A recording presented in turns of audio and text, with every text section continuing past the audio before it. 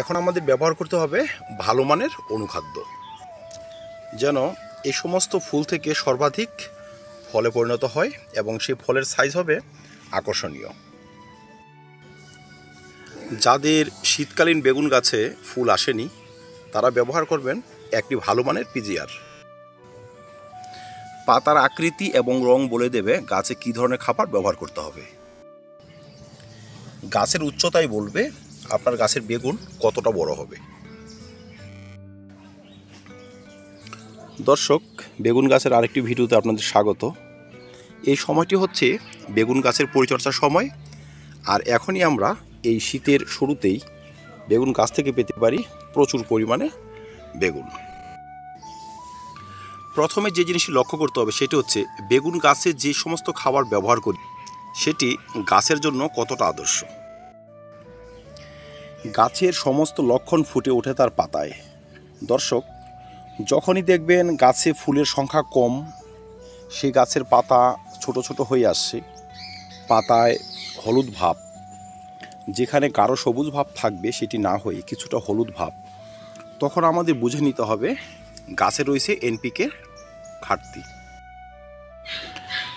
Nitrogen, potassium, phosphorus এই তিনে মিলে হয় এনপিকে। আর এনপিকে যখন গাছে শর্ট হয়ে যায় তখনই দেখা যায় নানাবিধ সমস্যা। পাতা ছোট হয়ে যাওয়া, পাতার বর্ণ ফ্যাকাশে হয়ে যাওয়া, পাতা হলদে ভাব হয়ে আসা। দর্শক, পটাশিয়ামের অভাবে পাতা ফ্যাকাশে হয়ে যাবে, সে পাতা গাছ থেকে ঝরে যাবে। ফসফরাস যদি অভাব হয় শিকড়ের বৃদ্ধি সঠিক হবে না, গাছ সঠিক পরিমাণে খাদ্য কিন্তু গ্রহণ করতে পারবে না। আর নাইট্রোজেনের অভাবে পাতা হারিয়ে ফেলবে তার রং। তাই এই সময় আমাদের সঠিক পরিমাণে এনপিকে সঠিক সময় ব্যবহার করতে হবে। বহু ক্ষেত্রে আবার দেখা যায় পাতার শিরা উপশিরা বেরিয়ে আসছে, সেসব হয় ম্যাগনেসিয়ামের অভাবে, সেসব হয় আয়রনের ঘাটতিতে, সেসব হয় নানাবিধ অনুখাদ্যের ঘাটতিতে। তো দর্শক, ফুল আসার সময় আমাদের গাছে যে সমস্ত খাবার ব্যবহার করতে হবে এর মধ্যে হচ্ছে ব্যালেন্স এমপিকে, যেখানে সামান্য নাইট্রোজেনের সঙ্গে সঙ্গে পটাশিয়াম এবং ফসফরাসের ভালো যোগান থাকবে। সেই খাবারের সঙ্গে আমরা ব্যবহার করব অনুখাদ্য, যেখানে থাকবে magnesium, iron, boron, zinc, calcium ইত্যাদি পুষ্টিমৌল। আমরা একটি খাবার প্রস্তুত করতে পারি, সেখানে থাকবে অর্গানিক এবং রাসায়নিক। যেমন ধরুন, একটি বড় টবের জন্য 5 থেকে 10 গ্রাম পরিমাণ 10-26-26, 1 মুঠি পেঁয়াজের খোসা, 1 মুঠি কলার খোসা, 3 গ্রাম পরিমাণ জিঙ্ক, 3 গ্রাম বোরন এবং 5 গ্রাম ভালো মানের অনুখাদ্য।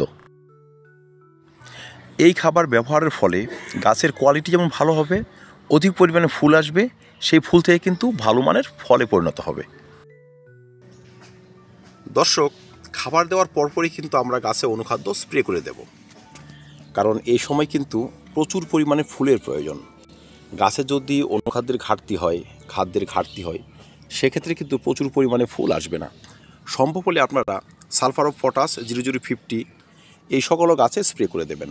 10 দিনের ব্যবধানে একবার করে সেসব খাবার স্প্রে করে দেবেন, তার মাঝখানে একবার করে অনুখাদ্য স্প্রে করে দেবেন, সেটিও 10 দিনের ব্যবধানে 2 থেকে 3 বার। তবে এই সমস্ত বেগুনগুলো না, এরা সাইজে কিন্তু অনেকটা পারফেক্ট হবে, ভালো হবে। আর যে সমস্ত ফুল ঝরে যাওয়ার সমস্যা থাকে সে সমস্ত ফুল কিন্তু ঝরবে না, প্রত্যেকটা ফুল থেকে কিন্তু ফলে পরিণত হবে। এখন যদি এই সমস্ত ফুল পটাশিয়াম, বোরন, জিঙ্ক এই সকল খাদ্যের ঘাটতি থাকে, এই সমস্ত ফুল কিন্তু আর ফলে পরিণত হবেই না, ফুটার আগে ঝরে যাবে বা ফুটার পরেও কিন্তু ঝরে যাবে। কিছু কিছু বেগুন গাছে আবার ফুল আসতেই চায় না, দেখবেন গাছ হয়তো অনেকটা বড় হয়ে গিয়েছে, সে সকল গাছে ফুলের সংখ্যা দেখাই যাচ্ছে না প্রায়। সেই সকল গাছে কিন্তু আমরা এই সময় একটি ভালো মানের পিজিআর অবশ্যই স্প্রে করব। আমরা ব্যবহার করব এখানে মিরাকুলান। 1 লিটার জলে 1.5 ml মিরাকুলান গুলে 10 দিনের ব্যবধানে 3 বার ব্যবহার করবেন। তবে কি হবে, যেমন অধিক পরিমাণে ফুল আসবে, ঠিক সেই সমস্ত ফুল থেকে কিন্তু অধিক পরিমাণে ফলে পরিণত হবে। মিরাকুলান শুধু যে ফুল নিয়ে আসে তা নয়, ফুল থেকে ফলে পরিণত হতেও কিন্তু সাহায্য করে। আমরা ব্যবহার করতে পারি বুস্টার 2 1 লিটার জলে 1 ফোঁটা 10 দিনের ব্যবধানে 2 বার, বা ব্যবহার করতে পারেন প্যানোফিক্স 1 লিটার জলে 5 থেকে 7 ফোঁটা 15 দিনের ব্যবধানে 2 বার। দর্শক, ইজিআর ব্যবহার কথা এই জন্য বললাম, যদি আমরা গাছে অধিক পরিমাণে ফুলই না নিয়ে আসতে পারি সেক্ষেত্রে ফল হবে কোথায়? আর ছাদের গাছে যদি অধিক পরিমাণে ফল না হয় সেই সমস্ত গাছ পরিচর্যা করে কিন্তু কোনো লাভ নেই।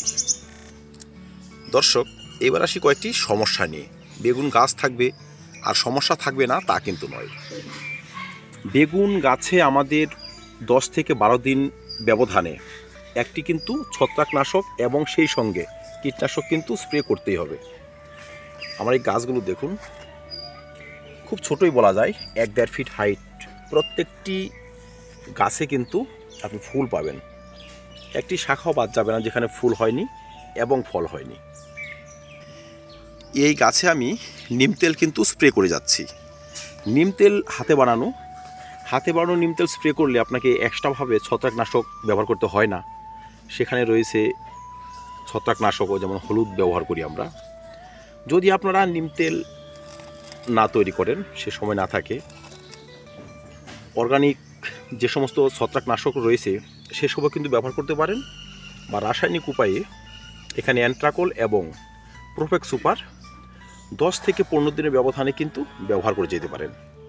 এতে পাতার নিচে লুকিয়ে থাকা যে জাপ পোকা, মাকড়সা, চোষক পোকা, লেদা পোকা, যারা বেগুনের সার্বিক ক্ষতি করে থাকে তারা কিন্তু গাছ থেকে বিদায় নেবে, আর তখনই প্রচুর পরিমাণে কিন্তু ফুল আসবে।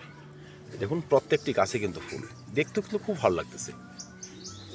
দর্শক, সঠিক পরিচর্যা, সঠিক ফসল, এর থেকে কিন্তু বিকল্প নেই। ছত্রাকনাশক সঠিক সময় ব্যবহার করলে যেটি হবে, দেখবেন পাতাতে অবাঞ্ছিত দাগ, ফলে অবাঞ্ছিত দাগ, সেসব কিন্তু আসবে না। পাতা অসময়ে হলুদ হয়ে ঝরে যাওয়া, সেসব কিন্তু হয় ছত্রাকের কারণে, সেসবও কিন্তু আসবে না। পাতা সুস্থ এবং সতেজ এবং তরতাজা থাকবে।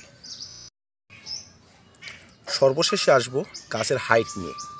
দর্শক, গাছের উচ্চতা যদি সঠিক না হয় সেক্ষেত্রে সেই গাছ থেকে আসা ফল কখনোই কিন্তু পরিপূর্ণ হবে না।